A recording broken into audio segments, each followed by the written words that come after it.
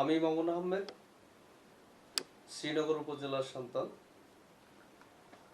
পশ্চিম হরপাড়া ৭ নং ওয়ার্ড, ৩৫ নম্বর বাড়ি। তো আমি বিগত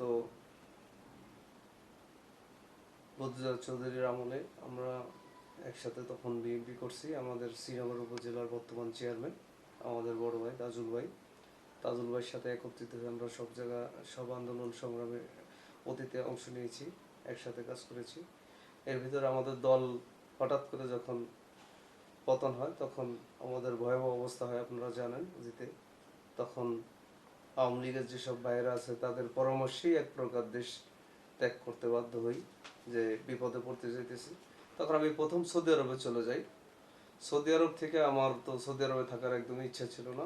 ওখান থেকে আমার অবস্থান তৈরি করে খুব শীঘ্রই ইউরোপের পথে যাই, যেহেতু সৌদি আরবে জানান আপনারা রাজনীতিতে ওরকম সক্রিয় হওয়া যায় না।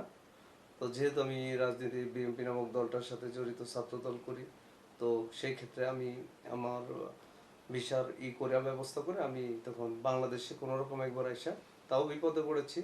আমাদের বিএনপি নেতা, সাবেক আহ্বায়ক কমিটির সদস্য, আমাদের ইউনিয়ন পরিষদের চেয়ারম্যান তাজুল ভাই বড় ভাই, ওনার সহযোগিতায় আমি ইউরোপের রাস্তায় চলে যাই, ইতালিতে। তো ইতালিতে যাওয়ার পরে আপনারা জানেন যে নির্বাচনের পরে আমাদের দল অনেকটাই একটু নিষ্ক্রিয় ছিল, ওইভাবে সক্রিয় হয়ে উঠতে পারে নাই। তো ওইভাবে আমারও আন্দোলন সংগ্রামে ওইভাবে প্রভাব হয় নাই। তো এরপরে যখন দল আবার চাঙ্গা করার জন্য দেশনায়ক জনাব তারেক রহমানের নির্দেশনা আসলো, তখন আমি ইতালি বিএনপির যারা ছিল তাদের সাথে সক্রিয় হয়ে ইতালিতে আমার মতো করে আমি আন্দোলন সংগ্রামে ঝাঁপিয়ে পড়লাম। এবং বিশেষ করে আমার মুন্সিগঞ্জ বিক্রমপুরের ভাই বোনেদেরকে সংগঠিত করে আমি ইতালির রোম সিটিতে আমি আস্তে আস্তে সক্রিয়ভাবে রাজনীতি শুরু করি এবং সবাইকে একত্রিত করার চেষ্টা করি। এবং অতীতে ফ্যাসিস্ট সরকারের যত সব আন্দোলন সংগ্রাম এবং প্রতিবাদ, বিশেষ করে উল্লেখযোগ্য ২৮ তারিখে আপনারা জানেন বাংলাদেশে যখন কোনো বিএনপি নেতা স্বাভাবিকভাবে ঘর বাড়িতে থাকতে পারে নাই, ২৯ তারিখে আমি ইতালির অস্ট্রিয়া শহরে বিশাল একটা প্রতিবাদ সভার আয়োজন করি, যার ফুটেজ পুরা বাংলাদেশ দেখছে। তখন মানে অবরুদ্ধ বাংলাদেশকে বিমুক্তি করার জন্য যে আন্দোলন, ইতালি বিএনপির সভাপতি আমাদের বড় ভাই, ভারপ্রাপ্ত সাধারণ ইতালি বিএনপির সভাপতি আমাদের আমিনুর রহমান সালাম ভাই, ঢাকা লালবাগের সন্তান, ওনাকে সাথে নিয়ে আমি আন্দোলন সংগ্রামে ঝাঁপিয়ে পড়ি। এবং উনি আমার প্রত্যেকটা আন্দোলনে এবং আমাদের যেসব প্রতিবাদ সভা আয়োজন করা হয় ওখানে প্রধান অতিথি হিসেবে ছিলেন। এবং তারই ডাকে, তারই সহযোগিতায় এরপরে প্রত্যেকটা আন্দোলন সংগ্রামে ইতালি বিএনপির কোনো অনুষ্ঠান নাই যেখানে আমি ছিলাম না এবং আমার সক্রিয়তা ছিল না।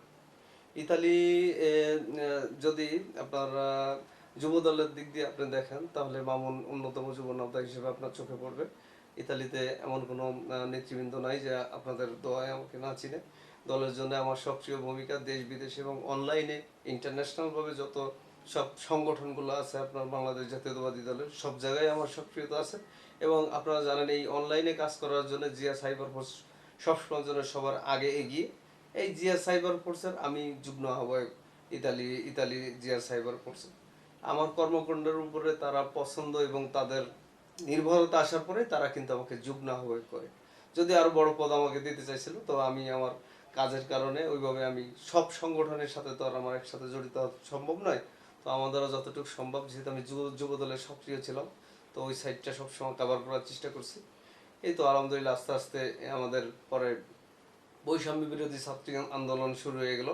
এখানে আমি আমার সক্রিয় ভূমিকা পালন করছি। ইটালিতে দক্ষিণ এশিয়া পররাষ্ট্র মন্ত্রণালয়ের সামনে সবচেয়ে বড় মিছিল ইতালি বিএনপির যেটা হয়, সেখানে আমার সক্রিয় অবস্থান ছিল, সব ফুটেজ আছে, আপনারা সবাই জানেন। এবং আবার এই দুইটা আন্দোলন সর্বপ্রথম যখন বৈষম্য বিরোধী ছাত্রদের উপর আপনার হত্যাকাণ্ড চালা হয় প্রথমবার, তখন আমি সাথে সাথে এই ইতালির অস্ট্রিয়া শহরে অসংখ্য বাংলাদেশি ভাই বোন ছাত্র এবং এই আপনার শ্রমিক যারা আছে বিদেশে প্রবাসী শ্রমিক, তাদের সাথে নিয়ে আমি আন্দোলন গড়ে তুলি এবং আমি ওইখানে বিশাল একটা মিছিলের আয়োজন করি।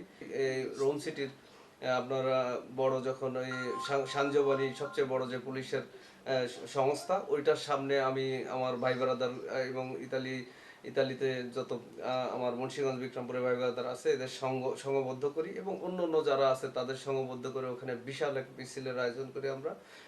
উই ওয়ান জাস্টিস এই নামের স্লোগান দিয়ে আমরা ওখানে শুরু করি।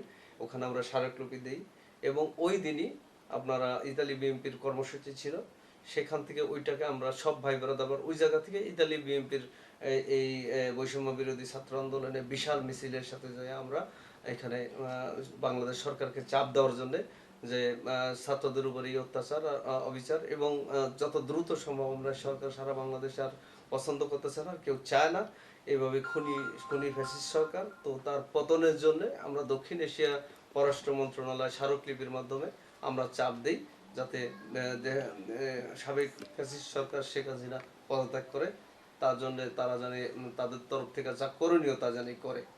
এইটা সাথে ছিলাম। এরপরে আমরা বাংলাদেশ এম্বাসি রোম ইতালি সেটার দখলে নিই। এই তো আমরা বিজয় মিছিল করি রাত্রে 5ই আগস্ট, ওই দিন আমাদের বিজয়ের দিন হয়। এই তো এরপরে আস্তে আস্তে আস্তে আস্তে আলহামদুলিল্লাহ আমরা আমাদের সুদিন পাইলাম। তবে একটা কথা এখন বলবো, ত্যাগীদের মূল্যায়নটা করাটা দলের জন্য অনেক জরুরি এবং দেশনায়ক জনাব তারেক রহমানের হাতকে শক্তিশালী করে বাংলাদেশকে বিনির্মাণ করার জন্য তার যে ভদ্রতা নম্রতা এগুলো আমাদের বাংলাদেশ জাতীয়তাবাদী দলের যেসব কর্মীরা আছে তাদের ভিতর সেই জিনিসগুলো কাজ করুক, দেশের জন্য ভালো কিছু করুক, দেশে মাদক মুক্ত হোক, দেশটা সন্ত্রাসী মুক্ত হোক, চাঁদাবাজ মুক্ত হোক, তাহলেই এই দেশের শান্তি এবং শহীদ প্রেসিডেন্ট জিয়াউর রহমানের প্রকৃত বাংলাদেশ গড়া সম্ভব হবে এবং দেশনেত্রী বেগম খালেদা জিয়াকে আমরা তার যে প্রাপ্য যে যে ইচ্ছা সেইটার প্রতিফলন করতে পারবো। এই তো দেশনায়ক জনাব তারেক রহমান জিন্দাবাদ, দেশনেত্রী বেগম খালেদা জিয়া অমর হোক, শহীদ প্রেসিডেন্ট জিয়াউর রহমান অমর হোক, বাংলাদেশ জিন্দাবাদ, বাংলাদেশ জাতীয়তাবাদী দল জিন্দাবাদ, বাংলাদেশ জাতীয়তাবাদী যুব দল জিন্দাবাদ, ইতালি যুব দল জিন্দাবাদ।